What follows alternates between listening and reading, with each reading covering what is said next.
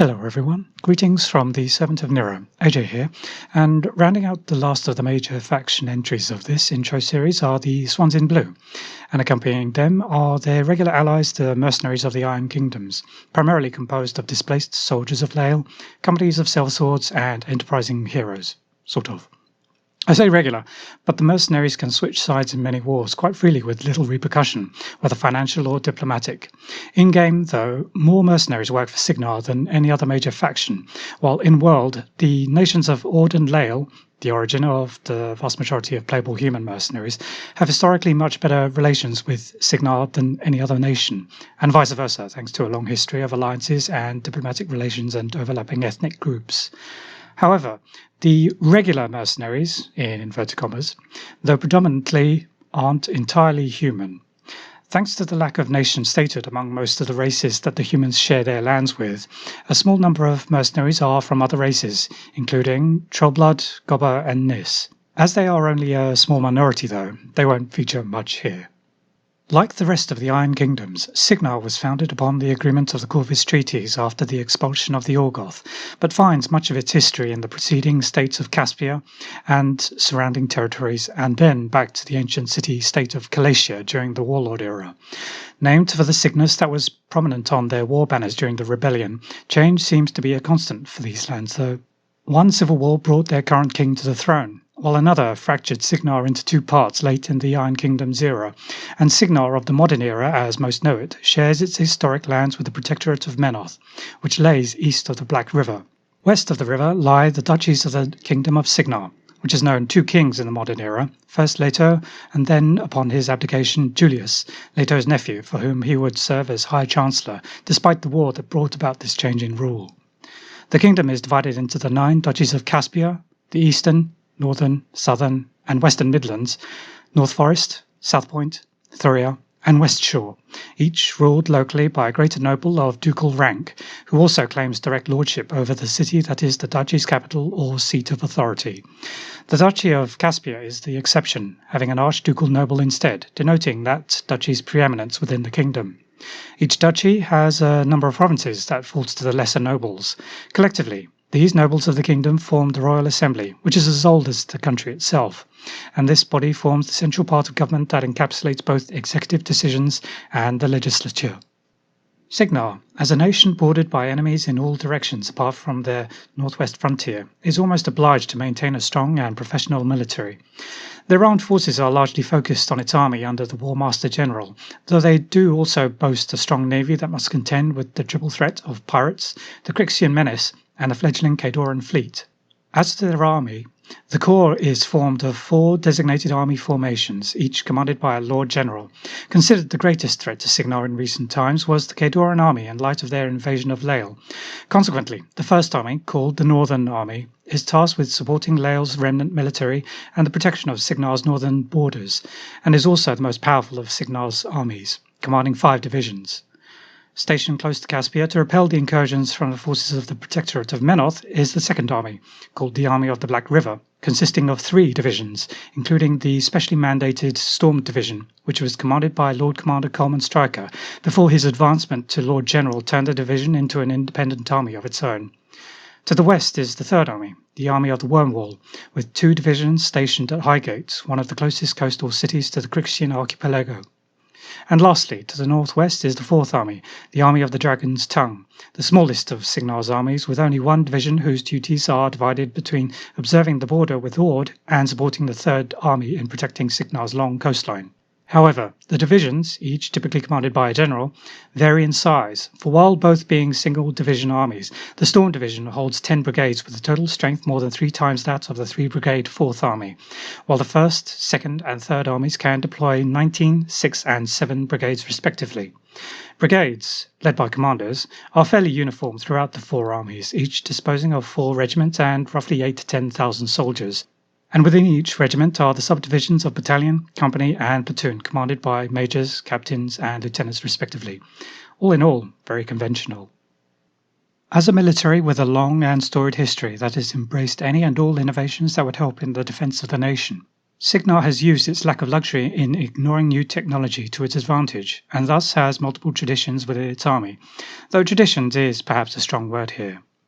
At the van of Cygnar's armies are invariably the hardiest of their number, the Cygnaran Reconnaissance Service, who are responsible for scouting duties and other subterfuge-inclined tasks. Composing most of the boots on the ground are the trenches, downly nicknamed gravediggers, with their seemingly always muddy uniforms and shovels that are as much a part of their battlefield kit as their rifles and carbines. "Dig deeper, gravediggers" is an oft-heard expression among the companies of these soldiers, whether roared or whispered. The trenches have long since overtaken the historic companies of long gunners, whose service is almost as old as the Cygnaran army itself.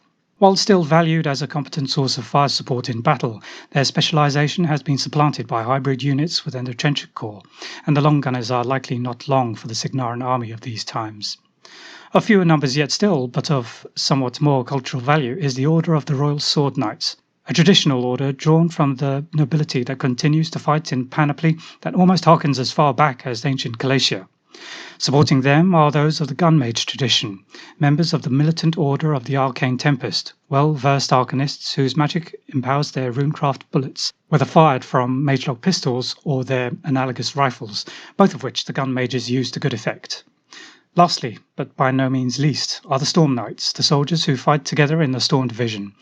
The culmination of decades of technological development has given rise to elite plate-armoured units chosen from the ranks of career soldiers and their officers, equipped with storm chamber-powered weaponry and trained to wield them with the same ease as a regular carbine or sword. These same storm chambers have been applied to warjacks as well.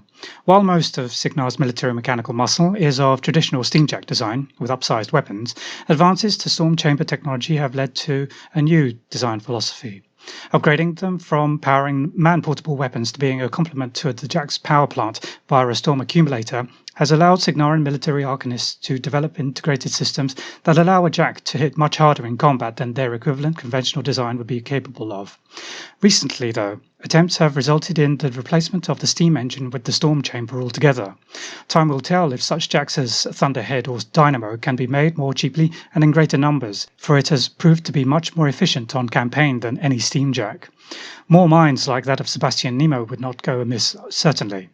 But until such time as stormjacks, shall we say, become commonplace, Cygnar's military will need to rely heavily on its stalwart steamjacks, from the straightforward hammer-armed ironclad to the Cyclone with its devastating twin chain guns that spell death to any unfortunate enemy infantryman it sights, and the Centurion, a veritable wall of iron. Their light jack equivalents are no less ubiquitous, such as the Grenadier, a constant companion to the trenches, and nor are they any less innovative, as many use similar storm chamber technology to power galvanic weapons, most notably on such examples as the Firefly. When it comes to commanding these warjacks in battle, however, though they would not care to admit it, the Cygnaran approach to the employment of warcasters shares many similarities with that of their Khadoran rivals.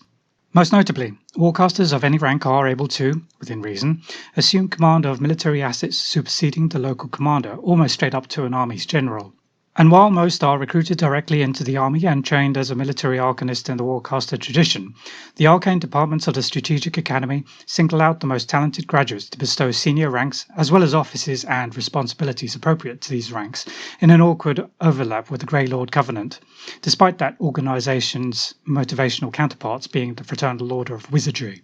As such, warcasters often share their arcane ranks with mages from the other traditions, especially the gun mages, for whom gun mage adepts are prized champions, and the stormsmiths, those popularly mad specialist galvanic thaumaturges. Nevertheless, as vital resources in Cygnar's struggles against her many enemies, the Strategic Academy has invested a great deal of training and expertise to allow them to identify those with the warcaster gift. From time to time, should commanders need it, there are often sellsword companies of adventurers or displaced career soldiers who know little but the life on campaign, scattered among the central lands of Western Immoren. The mercenaries of the Iron Kingdom sell their services to all the major nations for coin, whether to merely survive or to better serve their real aims, should they have any.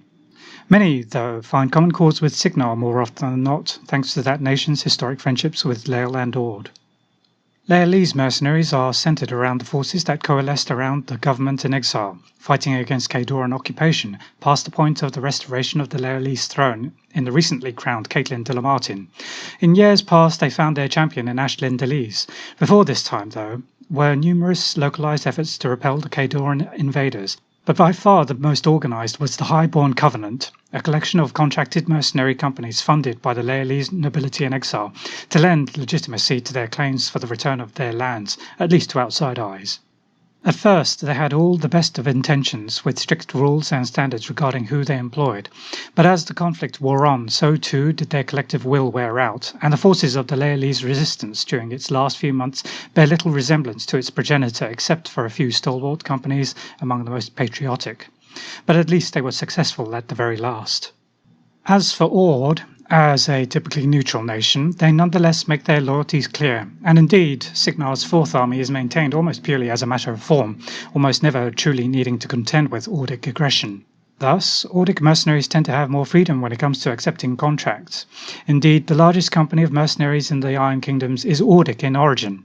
The Steelheads were founded midway through the Iron Kingdoms era as a response to typically small and unreliable mercenaries of the time, being composed of professional and disciplined soldiers. Within a very short time, they became a combined arms force that could contend with national militaries man for man, and chapters were established in almost every city of note in the Iron Kingdoms.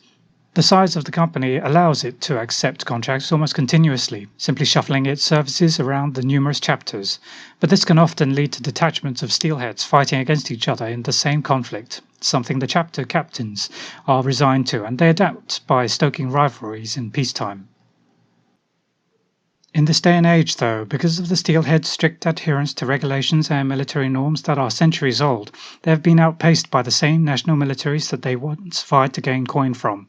Further, many other mercenary companies have learned from their professionalism, and while these other companies have not seen anywhere like the same degree of success, the Steelheads can no longer claim to have the supremacy among the various mercenary organizations. Perhaps surprisingly, even though warcasters are precious to any nation's military, there are some among them who fight alongside or as part of mercenary companies. Considered the dregs among, shall we say, institutionalized arcanists, whether by being uneducated, untrained, or cast aside, mercenary warcasters are no less powerful for not having attended an appropriate academy to refine their abilities. However, this same reason accounts for their rarity among the mercenary forces as well as their generally eclectic nature. Similarly, their warjacks make a ramshackle battle group more often than not, relying on technology that does not have the backing of either a well-established development and construction industry or the knowledge of the mad undead or ancient alchemical traditions. But they nonetheless serve, and mercenary warcasters are nothing if not resourceful in eking out all the work possible from their rickety chassis. Even now, with the legitimacy of Llael's sovereignty and her army confirmed, mercenaries cannot seem to catch a moment's pause, for the arrival of the Infernals followed close in the aftermath of the recent war between Cædor and Cygnar. But then, perennially battered yet alive, is likely far better than dead with a soul consigned to whatever fate an infernal executor has in store for it.